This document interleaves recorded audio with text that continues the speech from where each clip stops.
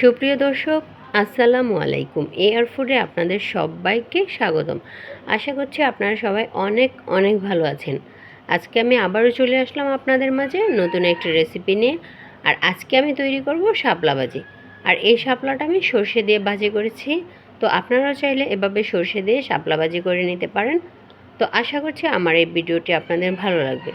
ভালো লাগলে অবশ্যই আমার চ্যানেলটি সাবস্ক্রাইব করে দিবেন, সেই সাথে লাইক করে পাশে থাকা বেল বাটনটি ক্লিক করে দেবেন। তো এই শাপলা ভাজি করার জন্য আমি এখানে 1 আটির মতো শাপলা নিয়েছি।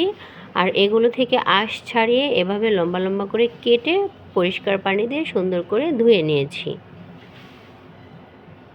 তো এই শাপলাগুলোকে আমি একটু ভাপিয়ে নেব, সেজন্য প্যানটা চুলায় বসিয়ে দিলাম। আর এর মধ্যে সামান্য লবণ অ্যাড করে এখন এটা ঢাকনা দিয়ে ঢেকে দিচ্ছি।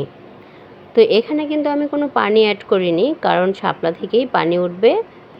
তো এ পর্যায়ে ঢাকনাটা উঠিয়ে আমি একটু নেড়ে চেড়ে উল্টে দিচ্ছি।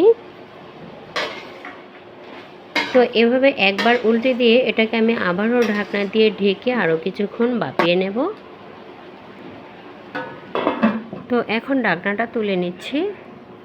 শাপলাগুলো ভাপানো হয়ে গেছে, এখন এগুলো একটা ছাঁকনিতে উঠিয়ে নিচ্ছি। তো ভাজি করার জন্য এখানে চুলায় আগে থেকে একটি প্যান বসিয়ে দিয়েছি। আর এর মধ্যে দিয়ে দিচ্ছি পরিমাণ মতো রেগুলার খাবার তেল। আর তেলটা গরম হয়ে আসলে এর মধ্যে দিয়ে দিচ্ছি একটা শুকনো মরিচ কুচি আর সামান্য জিরে। এখন এটা একটু হালকা একটু নেড়ে ভেজে নেব।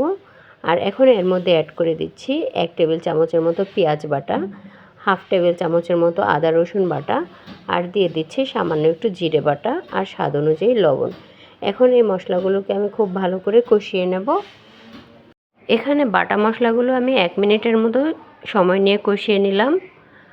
আর এ পর্যায়ে এখানে অ্যাড করে দিচ্ছি 1 চা চামচ সরিষা বাটা। এখন এই সরিষা বাটাটাকে বাকি উপকরণের সাথে ভালো করে মিশিয়ে আবারও কিছুক্ষণ কষিয়ে নেব। তো এই পর্যায়ে আমি এখানে সামান্য একটু পানি অ্যাড করে দিলাম। এখন এখানে আমি গুঁড়ো মশলা অ্যাড করব।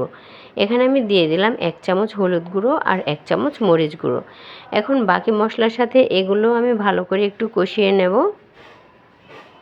এগুলো 2 মিনিটের মতো সময় নিয়ে ভালো করে কষিয়ে নিতে হবে।